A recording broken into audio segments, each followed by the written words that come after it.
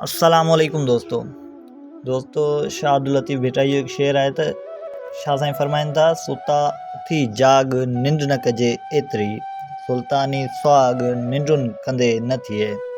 ही बेत इंसान खे ग़िफ़लत मां जागण, ज़िंदगी जी हक़ीक़त खे सम्झण ऐं पंहिंजे अंदर खे सुजाग रखण जो पैगाम ॾिए थो। शाह अब्दुल लतीफ़ भेटाई जी शाइरीअ में रूहानी बेदारी ऐं इंसानी जी पंहिंजे महबूबे हक़ीक़ी ॾांहुं सफ़र जा मौज़ू निमाया आहिनि।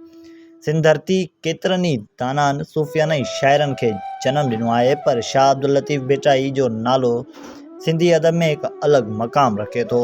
संदसि मशहूरु मजमूओ शाह जो रिसालो सिंधीअ सूफ़ी शाइरी जो अहम ख़ज़ानो आहे।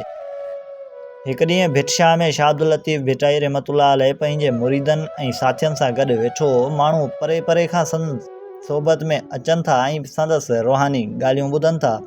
को सवाल पुछी रहियो हो, को ख़ामोशी सां वेठो हो, त को वरी शाह साहिब जे बेतनि में पंहिंजी ज़िंदगी जो मतिलबु ॻोल्हे रहियो हो।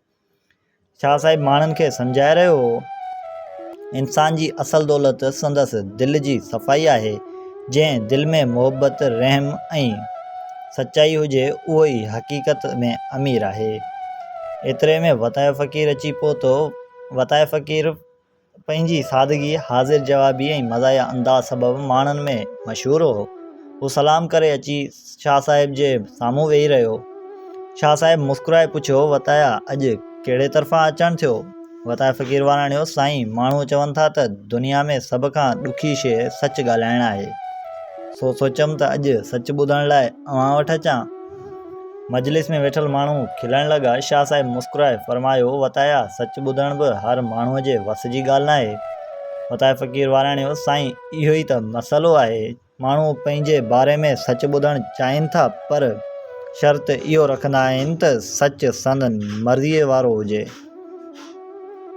मजलिस में वरी मुर्क पखिड़िजी वई। शाह साहिब फरमायो, वताया, पंहिंजी ॻाल्हि में मज़ा आहे, पर उन में वॾो सबक़ बि आहे। वतायो फ़क़ीर संजीदा थी वियो।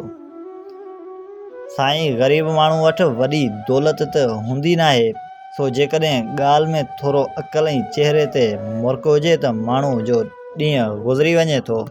शाह साहिब चयो, सादगी में वॾो हुस्न आहे। जंहिं माण्हूअ खे पंहिंजे अंदर जी दौलत मिली वञे, तंहिंखे ॿाहिरि जी दौलत जी ज़रूरत घटि महसूसु थींदी आहे। वतायो फ़क़ीर कुझु देरि ख़ामोश रहियो, पोइ चयाईं, साईं, माण्हू दुनिया जी दौलत गॾु करण में एतिरा त मसरूफ़ आहिनि जो खेनि इहो बि यादि न आहे त हिकु ॾींहुं इहा दौलत छॾे वञणी आहे। शाह साहिब फरमायो, दुनिया में रहणो आहे, पर दुनिया खे दिलि में रहणु न ॾियो। शाह लतीफ़ जो हिकु ॿियो बेत आहे। शाह साहिब कुझु लम्हनि लाइ ख़ामोश थियो, पोइ पंहिंजे साथियुनि ॾांहुं ॾिसी ही बेत पढ़ियो, साहिब, तुंहिंजी साहिबी अजब ॾिठीसूं, पन ॿोड़ी पातार में पहण तारी तूं, जे घर अची मौत मेरी आई मां लहां। हिन बेत में शाह साहिब रब जी कुदरत ऐं इंसान जी आजिज़ीअ खे बयानु करे थो। रब जी कुदरत अहिड़ी आहे जो हल्की शइ खे बि ॿोड़े ऐं ॻरे पथर खे बि तारे सघे थो। इंसान खे पंहिंजी ताक़त ते ग़रूर न करणु घुरिजे। वतायो फ़क़ीर बेत ॿुधी चयो, साईं, माण्हू बि अजीब आहिनि। रब जी कुदरत ॾिसी बि कॾहिं कॾहिं पंहिंजी नंढड़ी ताक़त ते वॾो ग़रूर कनि था। शाह साहिब मुस्कुराए फरमायो, ग़रूर इंसान खे हक़ीक़त खां परे करे थो ऐं आजिज़ी इंसान खे हक़ीक़त जे वेझो आणे थी।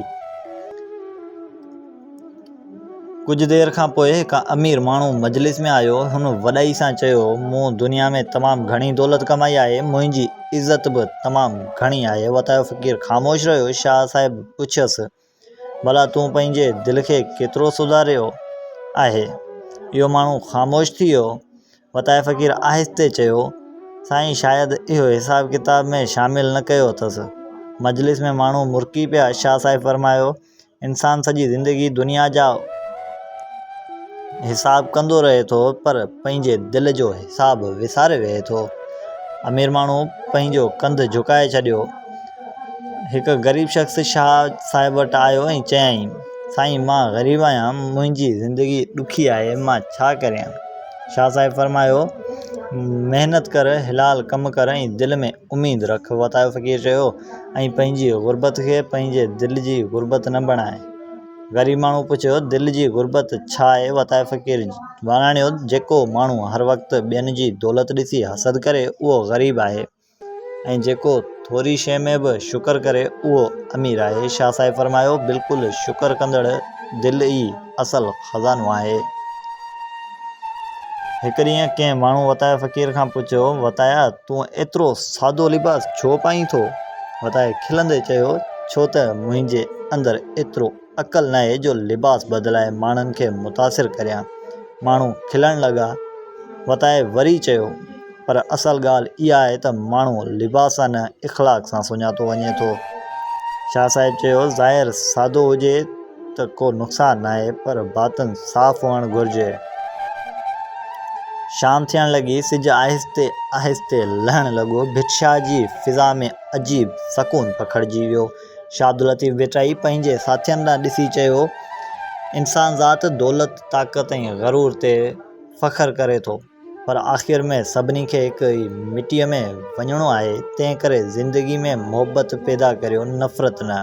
वताये फ़क़ीर चयो, ऐं जेकॾहिं कंहिं सां इख़्तिलाफ़ हुजे त पहिरीं पाण खे ॾिसो, शायदि मसइलो ॿिए माण्हू में न, असांजी पंहिंजे अखियुनि में हुजे। शाह साहिब मुस्कुराए फरमायो, वताया अॼु वरी तुंहिंजी सादी ॻाल्हि वॾी हक़ीक़त ॿुधाए वई। वताये फ़क़ीर वाणाणियो, साईं सच त सादो ई हूंदो आहे, पेचीदगी त माण्हू पाण पैदा कंदा आहिनि। आख़िर में शाह अब्दुल लतीफ़ जो ही बेत राति घेरी थी वई। मजलिस आहिस्ते आहिस्ते ख़तमु थियण लॻी। शाह साहिब आख़िरी भेरो पंहिंजे साथियुनि ॾांहुं ॾिठो ऐं बेत पढ़ियो। शाह साईं फरमायो, जेॾो तुंहिंजो नाव ॿाझ बि ओॾाई मंगा, रे थंबियनि रे थूणियनि, तूं छपर तूं छांव, कुॼाड़ो कहाँ तोखे मालूम सभु का। हीअ बेत रब जी रहमत, पनाह ऐं आजिज़ी जी इल्तिजा जो ख़ूबसूरत इज़हार आहे। वतायो फ़क़ीर ख़ामोशी सां बेत ॿुधंदो रहियो। कुझु लम्हनि खां पोइ हुन चयो, साईं जेकॾहिं इंसान खे इहा ॻाल्हि सम्झ में अची वञे त असल छांव रब जी आहे, त पोइ दुनिया जी गर्मीअ खां डिॼण जी ज़रूरत ई न आहे। शाह साहिब मुस्कुराए फरमायो, वताया इहा ई हक़ीक़त आहे।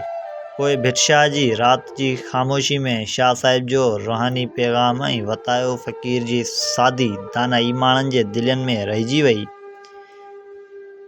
शाह अब्दुल लतीफ़ भिटाई जी शाइरी जो बुनियादी पैगाम मोहब्बत, सचाई, आजिज़ी, रूहानी बेदारी ऐं इंसानियत सां जुड़ियल आहे। संदसि शाह जो रिसालो सिंधी सूफ़ी अदब जो हिकु उहो शाहकार आहे। वतायो फ़क़ीर पंहिंजे सादी ॻाल्हियुनि ऐं हाज़िर जवाबी सां माण्हुनि खे इहो सम्झाइण जी कोशिशि कंदो रहियो त ज़िंदगी जे वॾियनि हक़ीक़तनि खे सम्झण लाइ वॾी दौलत न, पर साफ़ दिलि घुरिजे। दुनिया जी दौलत ख़तमु थी सघे थी, शोहरत विसरी सघे थी, पर सच, मोहबत ऐं इंसानियत जो नालो दिलनि में ज़िंदा रहंदो आहे। वताये जो अंदाज़ ऐं ज़िंदगी जो सबक़ु इंसानियत आहे। दोस्तों, हीअ हुई असांजी अॼु जी कहाणी। उमेदु कयां थो त कहाणी तव्हांखे पसंदि आई हूंदी। जेकॾहिं कहाणी पसंदि आई हुजे त वीडियो खे लाइक कयो ऐं चैनल खे सब्सक्राइब करणु न विसारंदा। मिलंदासीं हिकु नई वीडियो सां गॾु। तेसीं ताईं रखो पंहिंजो ख़्यालु। अल्लाह हाफ़िज़।